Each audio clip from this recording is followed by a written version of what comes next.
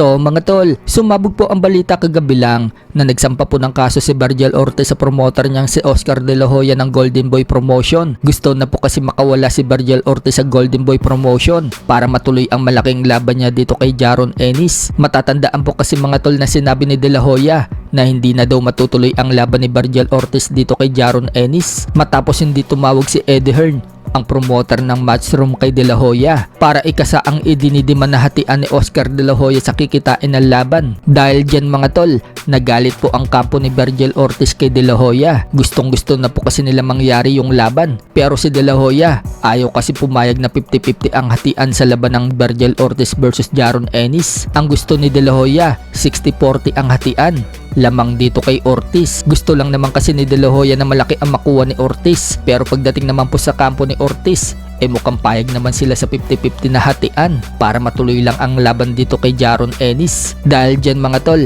napagpasyahan ni Ortiz na kumawala na sa Golden Boy Promotion. Subalit may sagot po si De La Hoya mga tol sa pinal na kaso ni Ortiz. Aware umano si De La Hoya sa kaso na yan. Nakakalungkot lang daw itong si Ortiz. Nakikinig daw sa mga bad advice ng abogado nito at manager na inuulit ang pag-violate ng kontrata. Dahil dyan, wika ni De La Hoya, agresibo daw nilang dedepensahan ng lawsuit at i-enforce daw ang kanilang rights. Naniniwala si De La Hoya na papanig sa kanila ang hurado na valid daw ang kanilang kontrata at si Ortiz at ang kanyang team daw ang lumabag. So matatandaan mga tol na ganyan din po ang ginawa ni Canelo Alvarez kay Oscar De La Hoya, kaya nakawala itong si Canelo Alvarez sa Golden Boy Promotion. Yung kinuha nga pong abogado ni Virgil Ortiz, yun din ang abogado ni Canelo Alvarez noong makawala ito sa Golden Boy Promotion, kaya kumpiyansa itong team ni Ortiz na makakawala sila sa Golden Boy Promotion. Sa kabilang banda naman mga tol, Carl James Martin, sinabi pala noong nakaraang December na gusto umano niyang makalaban ngayong taon na ito si Alan David Picasso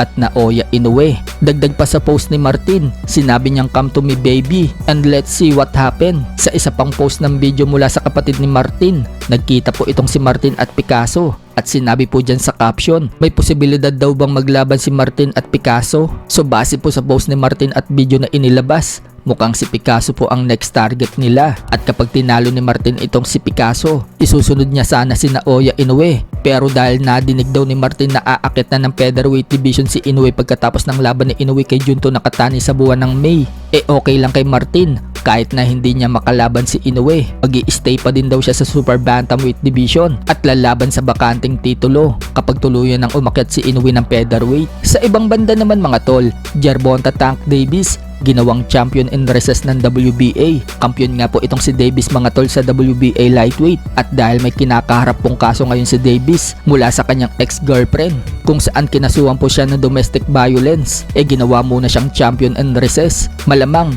yung titulo ni Tank Davis, paglalabanan muna yan ng mga contender sa WBA lightweight. Sa iba pang balita mga tol, magbabalik na nga po sa ring si Wiljon Mindoro ngayong February 21. Posible umano makalaban ito ay itong si Japret Singh, isang Indiano, may record na 13 wins and 4 losses with 8 knockouts. Matatandaan na natalo po itong si Wiljon Mindoro noong lumaban ito sa SEA Games noong nakaraan. Ngayon, magbabalik na si Wiljon Mindoro sa professional.